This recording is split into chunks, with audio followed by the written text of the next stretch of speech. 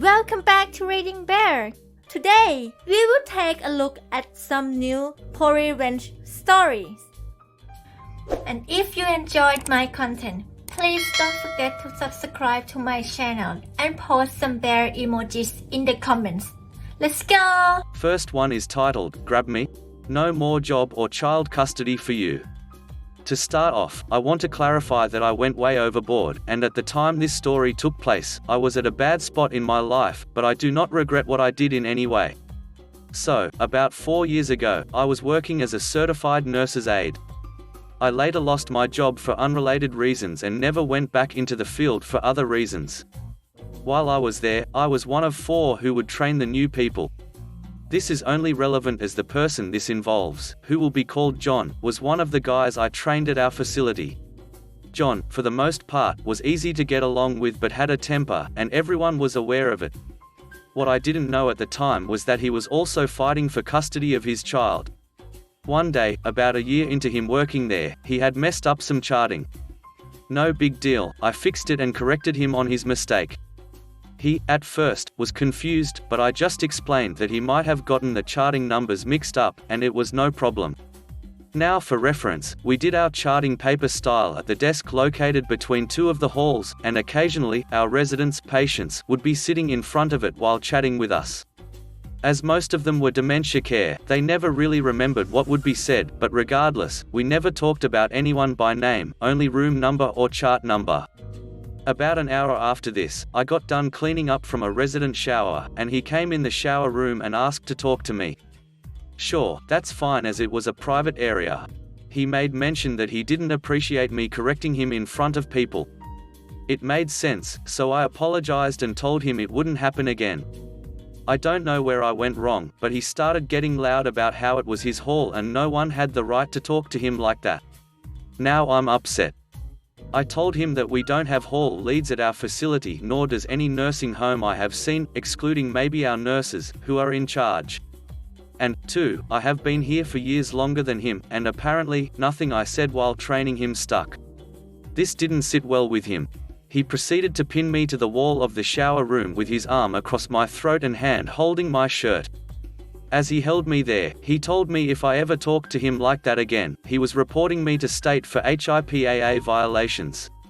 Now HIPAA is not something I take lightly. One slip-up could cost you everything in this field with a HIPAA violation. I was red with anger. My thing is, I'm double this guy's size and didn't want to lose my job for fighting with a coworker. The place was terrible, but I enjoyed helping the residents. So, I started thinking and immediately had an idea. If there was one thing I knew, it was that the only thing worse for your license than a HIPAA violation was elder abuse. So, I started my scheme. We had a man on our hall who had brain damage from football, and as such, was highly combative and took 2 people to normally handle him. I was able to do him on my own generally as I talked to him about football while taking care of him. I played defensive line in high school. That day, he had developed a bruise on his chest, and I had no clue where it came from, but I had where I was going to say it came from down. I immediately called in John to help me transfer this resident to bed. As we got done and went into the hall, I, saying it just loud enough for several CNAs and nurses to hear, stated, "I don't care why you did it, you never hit a patient." He was taken aback by this whole statement. It clicked after about 5 seconds what I just did to him. The nurses had me write a statement, in which I mentioned I had asked if he knew where that new bruise came from, and John told me that while he was walking the resident to the bathroom, he kept squeezing his arm, so he hit him in the chest. Yes, the guy would squeeze arms and wrists when being walked. The next day, I came in and found out that John lost his job and police and adult protective services were pressing charges on him. I don't know if he was found guilty or not. I did find out a few weeks later, however, that he not only lost his license, but he also lost complete custody of his child to his ex-wife and got no visitation. On top of that, he had to sell everything he owned in order to pay for his lawyer. Needless to say, I could have been a little fairer with him, but I loved watching his life burn down around him. Let it be learned, don't grab or threaten people who can ruin your life with the drop of a hat. Next one is titled, You Want to Be Condescending to the Housekeeper? Okay, I'll come back as your boss. So I graduated from college a little late at 24. Struggled with anxiety and depression that became difficult, but I made it. My part-time job the past couple of years was housekeeping for this large office. There are 4 receptionists in this office that basically got paid the same amount as I did, but they figured since they sit behind a desk all day and I took out their trash, that makes them above me, and everyone else who does jobs like that. I'd catch them whispering and looking at me while laughing, no clue why I'm a very normal average girl, gossiping about me, and they did things to deliberately make my job hell. I don't know them and never did anything to them. They don't throw their trash in their cans under the desks, they throw it everywhere, all over the floor. They'll make a toddler-worthy mess in the lounge, one time even had big whole pieces of chocolate cake smashed in the floor. I know it was them, I saw them walking out and we've exchanged really witchy passive-aggressive notes. They've left me notes with highlighted words, and even exchanged sarcastic words, to say the least. These are the type of people to treat people in lower positions than them horribly, just because they think they're better than them based on the job they do. I finally graduated in December and planned on moving back to my hometown to take a job there. However, a couple of weeks after, a management position in the office opened up. How funny would it be, I laughed to myself, if I rolled in as their new boss. Decided to be even more immature as hell and go for it. Landed the job. The looks on their faces when I was introduced to everyone filled my petty butt with more glee than I'll ever admit. Don't treat people that do lower jobs than you like crap. You never know if that person is going to college and will become your boss and make double your salary, or if that person is working hard to support their family and didn't go to college, or whatever it may be. The world is shitty enough without entitled a-holes making things worse for someone just to make themselves feel better. Next one is titled, "She Made Her Husband Think He'd Be Staying the Night with Another Woman." Wrong. If you even think about messing with a strong woman like her, you've already done goofed. I'd been working as a front desk agent for about a week. It's my first time working at a hotel, so I'm still learning the ropes, even though I'd previously worked as a check-in agent for a cruise line. I'm working the afternoon shift, and things have been pretty slow, a couple of check-ins here and there, and that's about it. It's about 7 p.m. when this lady, we'll call her Libby, comes in, and after talking things out at the valet, she makes her way over to me. We exchange greetings, and she tells me she would like to reserve a room but only for a couple of hours. Obviously, we're not a motel, so I let her know the minimum amount of time she could reserve a room for, which would be a full night. After asking what the price would be, $240, which is way too much for the kind of hotel I work at, by the way. She agrees and hands me her credit card. This is where things get weird. As soon as I ask her for ID to make the reservation, Libby backtracks and says that she doesn't want her name anywhere on the reservation and would like to make it under the name of the guy who would be joining her later instead. I pause for a moment, and after asking her again if she was planning on using the room as well, I tell her that I at least need to put her name into the accompanying list for the room. I reassure her that only the employees would be able to see said list and that, no, the guy she was planning to meet wouldn't see it. I would like to make it very clear that throughout this whole interaction, Libby has been super composed, kind, and understanding. At this point, however, I'm just thinking she's here for a one-night stand and doesn't want the dude to know anything about her because she's probably married or something, which I can work with, sure, but why not just actually get a motel, lady? This theory of mine is further solidified when Libby asks me to make a note in the reservation so that, if any point we need to address her by name around the dude, we wouldn't call her by her real name, and instead, she gives me a fake name, or so I thought, to address her by. At this point, I'm obviously bewildered but still trying to be accommodating and trying really hard not to let it show how much I'm trying to figure out what the heck is going on. We go through the rest of the check-in process, and she even goes as far as showing me a picture of the dude, so I'll know who he is when he comes in. I hand her the key, and she heads to her room. About an hour later, the mystery dude walks in, let's call him Jake. My coworker, who has no clue of anything, ends up checking him in, so I don't really get to see much of Jake. To be honest, at this point, I still wasn't giving the whole thing much thought other than, that's a bit weird. Not even 30 minutes have passed since Jake went up when Libby comes back down and hands me both keys. They'd both received one each, says, "Thank you," in the most serious yet cordial way and then walks off. Multiple thoughts went through my mind as this lady was making her way to the valet. That was way too fast even for a quickie. Why the heck did she give me 2 keys? Where's Jake? Libby, please tell me you didn't murder Jake. Security is standing behind me staring Libby down, probably having the same thought process as I am. The supervisor for security usually spends the night hanging out at FD. My coworker and I are whispering with each other, still trying to figure out what the heck happened, because that did not look like a lady who had just had a pleasant romp in the sheets. Cue Jake coming down the stairs, and okay, we can breathe, he's not dead. Now what happened next we couldn't see because we suddenly had an onslaught of distressed passengers, like 30. I wanted to die, so I thought I wouldn't find out what the heck had actually happened between Libby and Jake. But then, the worker from the valet came over, and boy, did he have some tea to spill. Turns out that Libby had gone as far as asking valet guy to park her car in a way that the license plate wouldn't be visible. Why? Because it turns out that Jake is Libby's husband.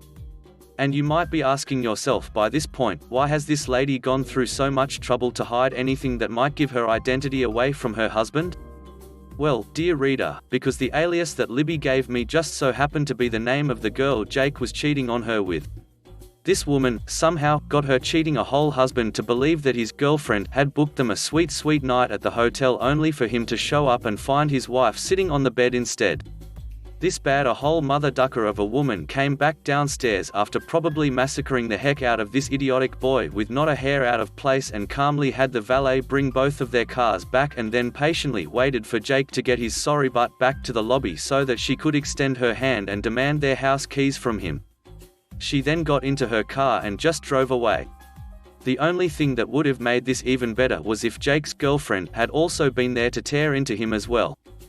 I like to think she had a part to play in this whole thing, since how else would Libby have managed to trick him into getting to the hotel? Point is, this woman is all I aspire to be. Next one is titled, Steal My Desk? Be annoyed for 30 seconds every day. In my last year of my industrial design degree, I scored a paid contract at the Australian government's scientific organisation. Although I was only in 2 to 3 days per week, I was shown into a large empty office and told I could base myself there. The office was normally used for students, but as I was the only one on this project, I had the whole office to myself, with about 6 desks. Naturally, the first task is to find the best desk and put it into the best position. Since I was going to be there for a while, I stuck some posters of my project on the wall behind my desk and even brought in some retro decor from home to add a little personality to my part of the boring brick cavern. All went well for a couple of weeks until a few other students moved into the room. Although our paths rarely crossed as they were working on other projects, 2 of them were perfectly reasonable and set themselves up on other desks. The third, who I will call Jerkward, because that is probably his name, decided he liked my desk. I should point out that all of the desks were the same and mine had no better a view than anyone else's. Mine had my stationery on it, my posters on the wall around it, a clock, a telephone, all were mine. In fact, the telephone wasn't even plugged in, I just brought it in because it was an Erica phone and they looked cool. So one day I come in and Jerkward is sitting at my desk, while the other students were at their desks. My stuff was packed up and pushed to one side to make room for his stuff. I made some comment about it being my desk and his response was, "Yeah, I won't be here for long," or some other blow-off. To pursue it further would have made me look really petty in front of the others, since all the other desks were the same. I set myself up at another desk that day, although over the next few days I could tell my stuff had been moved around, and unless I got to the building by a certain time he would steal my desk again. Unfortunately for Jerkward, one of the things I brought from home was a talking wizard, talking calculator clock. It was a cheap gimmicky thing like you would see at the markets, basically a black plastic box with a button. When you pressed the button, it would say, "It is 9:05 AM. When you opened the box there was a calculator, and when you pressed each button it would say the number, and read out the answer. Unluckily for Jerkward, the clock also had an alarm. When you set it, it would say, "Beep beep beep, it is 9:05 AM, beep beep beep, it is 9:05 AM, and would keep repeating this for 30 seconds very loudly. I set the alarm to go off mid-morning, put it in my desk drawer, and locked it. For extra pettiness I also changed it to the wrong time. They were sturdy desks. 1940s era, made from silky oak with inlaid green vinyl tops. It is not possible to dismantle them or open them with a different key. I then took the key home and didn't come back for another 3 working days. When I returned, I sat at my desk, opened the drawer and turned the clock off before it could go off. When Jerkward came in, he saw me and said, "Can you turn that bloody clock off? There's something locked in the desk and it scares the crap out of me every day and won't shut up." I was about to smash the ducking desk apart with an axe. I said something snarky like, "Sorry, it does sometimes go off when other people sit at my desk." He never stole my desk again. Next one is titled, "Blame My Cat for Another's Bad Behavior, I'll Put Out the Wrong Bins on Bin Day." So I've got a couple of neighbors to my left that are amazing and I get along with quite well. I water their garden when they're away, they feed my cat when I'm away. We regularly catch up for coffee. Australia is doing pretty well with COVID at the moment and we socially distance when we do it outside on their balcony. My neighbors to the right, however, are rude and loud.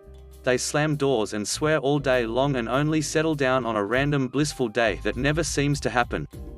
When I first moved in, I took a bunch of herbs and vegetables from garden to give to them, say hello and introduce myself. The lady saw me approaching from her balcony and asked what I wanted. I told her I lived next door and what I had with me. She just said no thanks, no goodbye now. I just replied, "Okay, goodbye," and left it at that. I decided I wouldn't bother them since it's fair enough they don't want anything to do with me. Now my cat is an indoor cat. I take him outside every day for a half hour on a cat harness leash so he gets some sun time and outdoor play. He is a ginger cat and he has never gone outside without me. Now there's another ginger cat that gets around that a few of my neighbors complain digs and scratches in their backyards and chases the birds. The neighbors to my left know it's not my cat because my cat only goes outside with me. The rude neighbors saw me outside with my cat one day and started yelling at me that I needed to stop letting my cat mess with their garden and ruin things there.